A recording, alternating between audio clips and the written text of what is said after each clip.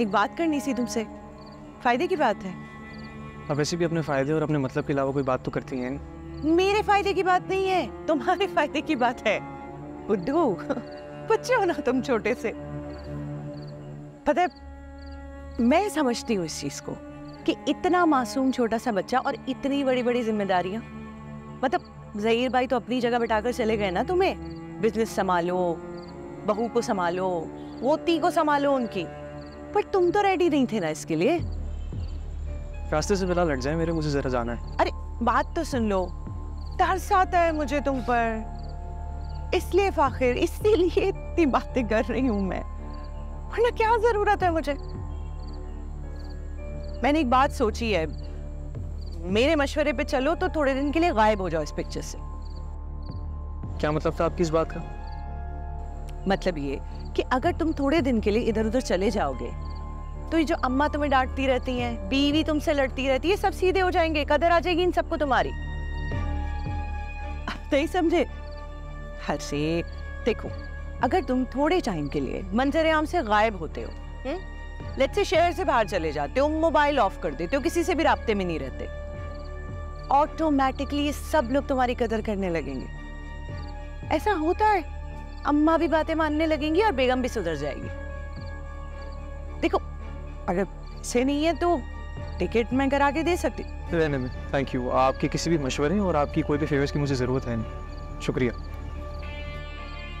अरे मशवरा नहीं दे रही थी, हेल्प कर रही थी मैं तो। मशवरा ये लो भैया, तुम्हारी चेकबुक आ गई है तुम्हारे अकाउंट की, ऑफिस में रिसीव हुई है, इसको संभाल के रख लेना। पर अम्मी, मैंने आपको पहले भी कहा था कि मुझे इसकी क्या ज़रूरत, अच्छा बैंक अकाउंट की भी क्या ज़रूरत, जो मुझे चाहिए होगा मैं आपसे मांग लूँगी। और मैंने तुम्हें क्या कहा था? मैंने यही कहा था ना कि मैं चाहती हूँ कि तुम्हारे पास पावर हो, तालीम की भी और पैसों की भी, ताकि तुम इस घर में रहो जहाँ पे रहो, तुम कॉन्फिडेंस और एतमाद के साथ रह सको, है ना? अम्मा, अम्मा, क्या हो गया? अम्मा पे इतना लाड क्यों आ रहा है? क्या हुआ? खैरियत तो है? क्या हुआ? सर देख के आ रही हो? बस हो गई। और बहुत अच्छा लग रहा है। अल्लाह तेरा शुक्र है, इतनी मेहनत की मेरी बच्ची ने। कुछ कहती है, इस मेहनत में ना का बहुत बड़ा हाथ है। नाया को कौन संभालता था जब मैं पेपर देने जाती थी?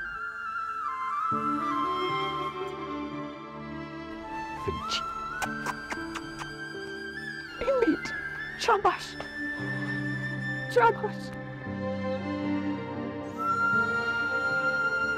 शाबाश बेटे, शाबाश।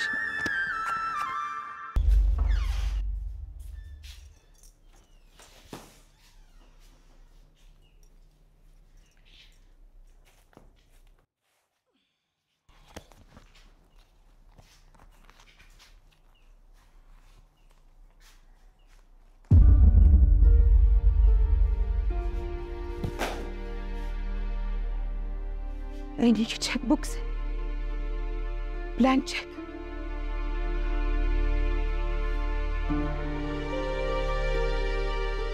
क्या आदमी,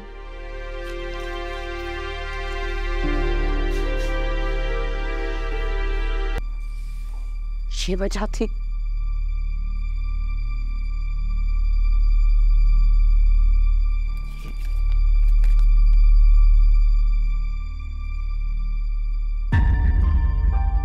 मेरा खुदाया, ये तो एनी की चेकबुक से उसे पता चल गया होगा ना भाभी कि एनी के नाम पे बैंक अकाउंट है, इसीलिए तो पता नहीं क्या करता, उसकी दस्तखत की नकल करता या उससे ऐसी दस्तखत करवा लेता क्या पता कितना खुदगर्ज शख्स है ये, कितना खुदगर्ज। बेटी बीवी का ख्याल कर रहा था, वो भी अपनी गर्ज से। तुम्हें कहां से मिला? राहिला गई अपनी बहन से मिलने। हबीब ने कहा कि मेरी कुछ शर्टें इस्त्री कर देना। कमरे में गई तो उसमें से एक शर्ट में से ही निकला। शुक्र है तुम्हें मिल गया, बहुत बहुत बड़े नुकसान से बच गए हैं हम। वरना हबीब जैसे इंसान के लिए ये एनी के बचकाना, साइन की नकल करना क्या मुश्किल था। और जब तक मुझे पता चलता तो सारे पैसे निकलवा के अकाउंट खाली करके गायब हो चुका होता। तुम्हें अंदाजा नहीं है कितने बड़े नुकसान से बचे हैं आप। बेटे मैं चलाती हूँ आपकी।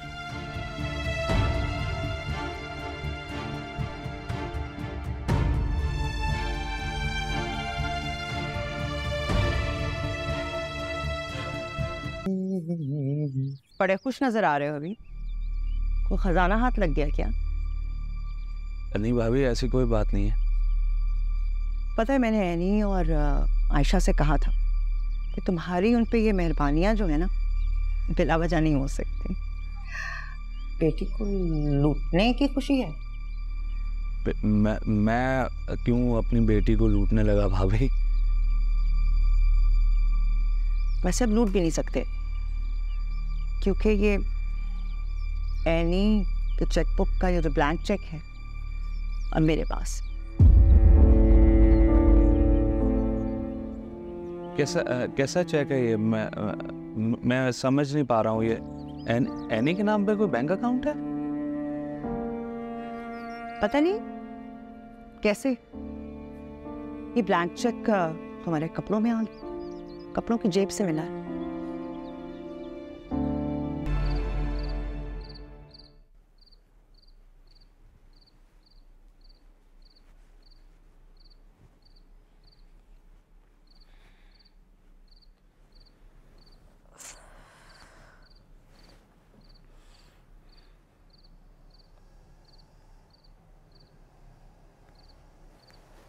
फ़खर ये डिज़ाइन देखो है नाया के बर्थडे के लिए।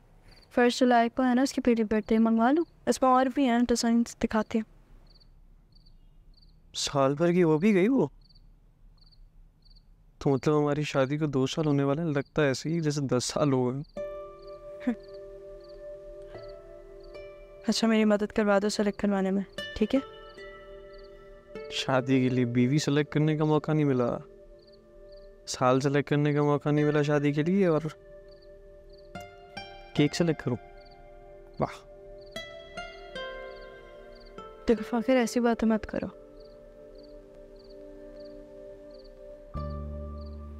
अब इस रिलेशनशिप से तुम जितने भी बेजार हो, अनाया है तो तुम्हारी बेटी ही ना, मोहब्बत तो करते हो ना उससे। उसकी क्या गलती है कि उसके अब्बा 28 के नहीं 18 के?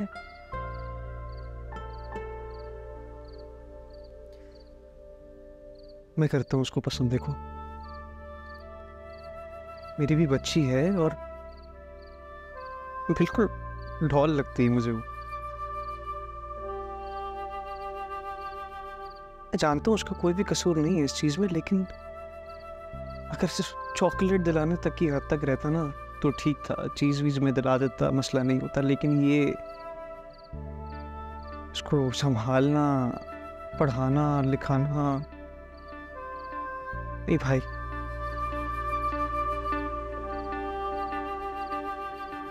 जैसे जैसे नाया बड़ी होती जाएगी वैसे तुम भी बड़े हो जाओगे फ़खर।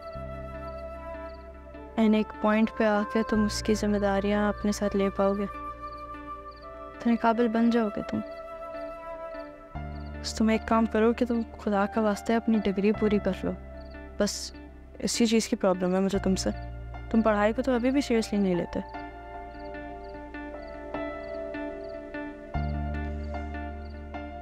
भूल जाती हो तुम कि तुम मेरी नहीं अनाया की माँ,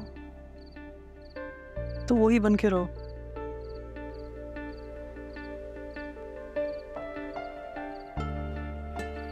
मेरी सेलेक्ट करवाने में मदद करवा दो प्लीज़, ये ठीक है? जो केक सही लग रहा था ना वही मंगवा लो, अच्छा है वो। हाँ मुझे ज़रा कॉल करनी, आता हूँ।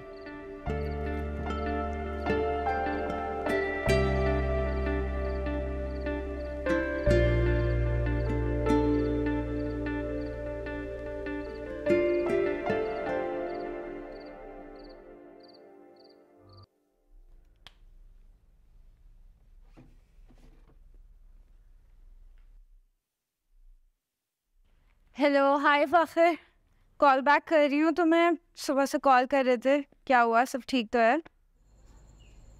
हाँ क्या कर रही थी? कुछ नहीं यार, सुबह से बस पैकिंग कर रही थी। तुम वापस जा रही हो?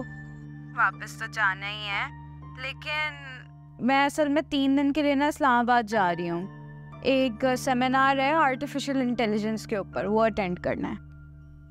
कौन सी दुनिया से आई हो तुम? हर वक्त तुम्हारे सर पे फटने लिखने का भूत ही सवार रहता। तो ये धुन तुम भी सवार कर लो। यही तो हमारी उम्र है चीज़ों को सीखने के लिए, समझने के लिए।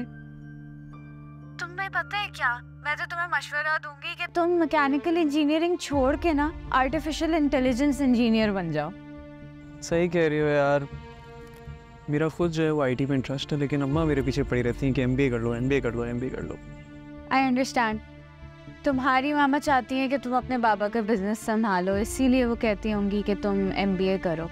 लेकिन फ़ाखिर तुम खुद सोचो, ज़माना कितना बदल रहा है, सब आर्टिफिशियल इंटेलिजेंस के ऊपर जा रहे हैं। तो तुम भी अगर आर्टिफिशियल इंटेलिजेंस के बारे में सेमिनार्स अटेंड करोगे तो तुम 4 लोगों में बैठ सकते हो और लेटेस्ट टेक्नोलॉजी के बारे में बात कर सकते हो।